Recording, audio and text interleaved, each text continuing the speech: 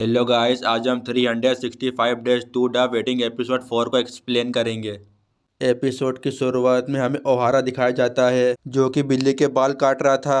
अगले ही पल उसे उसकी बहन का मैसेज आता है। वो कहता है कि इतने सारे मैसेज। वो कहता है कि मैं घर जाऊंगा और सबको बता दूंगा कि यह शादी दिखावा है, नहीं तो सब मेरा दिमाग खा जाएंगे। वो रिका के पत्थर को देखकर कहता है कि उसका दिया हुआ पत्थर। वो कहता है कि उसने मुझे बस एक पत्थर दिया तो मुझे इतनी खुशी क्यों हो रही है, यहाँ तक कि इस पत्थर की तो कोई कीमत भी नहीं है, लेकिन रिका एक पत्थर देने के लिए यहाँ तक क्यों आएगी। पिछले एपिसोड के फ्लैशबैक में वो कहती है दूसरी औरतों को अपने घर में लाना बंद कर दो।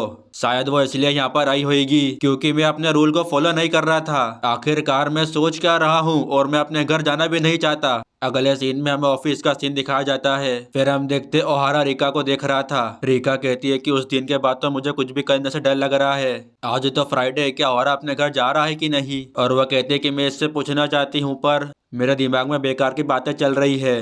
हिरोमी कहता है याद आया, इस वीकेंड तो तुम अपने पेरेंट्स के पास जा रहे हो ना। और वह कहता है क्या तुम रिका को अपने मॉम डैड से मिलवाना चाहते हो। वह अपने मन में सोचती है कि इसको कैसे पता चला। और वह कहती है कि मैंने तो किसी को भी नहीं बताया। ऑफिस के मेंबर उन दोनों के बारे में बात कर रहे होते हैं। ओहारा कहता है कि जाने की कोई खास वजह नहीं है। वो कहता है मैं तो बस अपना छोटे मोटे काम निपटाने जा रहा हूँ। वो सबको जाने के लिए भी कहता है। वह रिका से कहता है कि मैं घर अकेले ही जा रहा हूँ। और वह कहता है कि तुम बिल्कुल भी फिक्र मत करो। अगले सीन में हम देखते हैं रिका को एक कॉल आता है। वह अननोन कहता है कि सुना है कि वह अपने परिवार से मिलने जा रहा है। और वह कहता है कि तुम भी तो जाओगी ना उसके साथ। रिका कहती है आखिरकार तुम हो कौन। वह अननोन कहता है तुम दोनों शादी कर रहे हो तो जाहिर सी बात है तुम दोनों साथ में ही तो जाओगे। अगले सीन में हमें पेट शॉप का सीन दिखाया जाता है। वो अपनी बिल्ली को पेट शॉप में छोड़ने आया था। वो शॉप वाली पूछती आखिरकार तुम जा कहाँ रहे हो।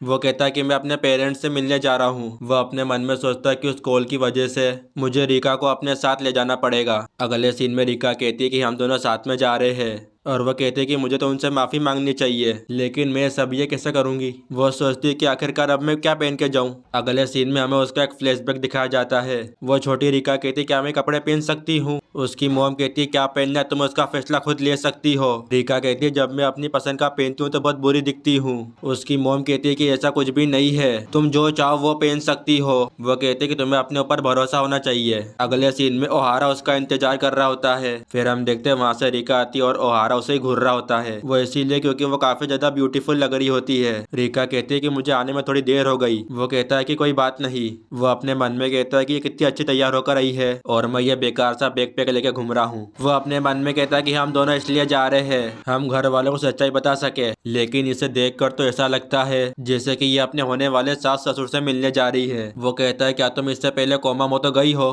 रिका कहती है जब मैं छोटी थी तब गई थी। वो कहता है कि छुट्टियों में तुम अपने परिवार के साथ गई होगी।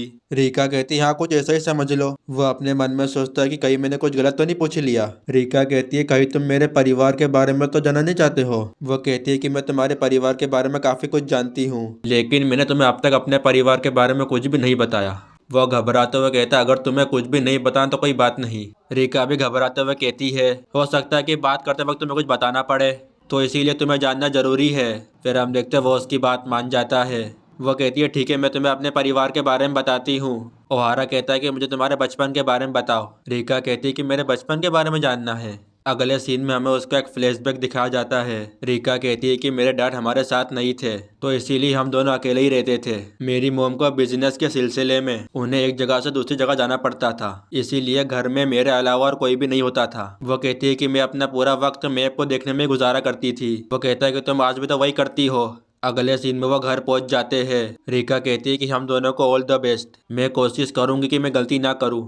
फिर हम देखते हैं वहाँ पर उसकी दादी माँ आ जाती है। दादी माँ कहती है कि आखिरकार तुम वापस आ ही गए। ओहारा कहता है कि ये मेरी दादी माँ है, मतलब कि मेरे डैड की मदर। ओहारा कहता है कि आखिरकार अब यहाँ पे क्या कर रही है। दादी माँ कहती है कि मैं कुछ फल लेकर आई हूँ। वो कहती है कि क्या तुम्हें लिफ्ट चाहिए। अगले सीन में हमें उसका घर दिखाया जाता है। ओहारा के सिस्टर कहती है आखिरकार आप कहाँ जा रहे हैं डैड। डैड कहते हैं कि मैं मॉम की मदद करने जा रहा हूँ। वो जाते वक्त कहते हैं जब तक ओहारा यहाँ पर आएगा तब तक मैं भी आ जाऊंगा। उसकी सिस्टर कहती है कि वो कब तक यहाँ पर आ जाएगा। वो दूसरी वाली कहती है क्या पता, मैंने उसे कॉल किया था पर उसने कॉल उठाया नहीं। वो कहती है कि अगर उसे शादी ही करनी थी तो उसने हमें पहले क्यों नहीं बताया। वो ये भी कहती है कि शायद वो हमें बताना नहीं चाहता। दादी माँ कहती है कि तुम्हें यहाँ आए कितने साल हो गए। और वो कहती है ये तो बताओ कि ये लड़की कौन है तुम्हारे साथ।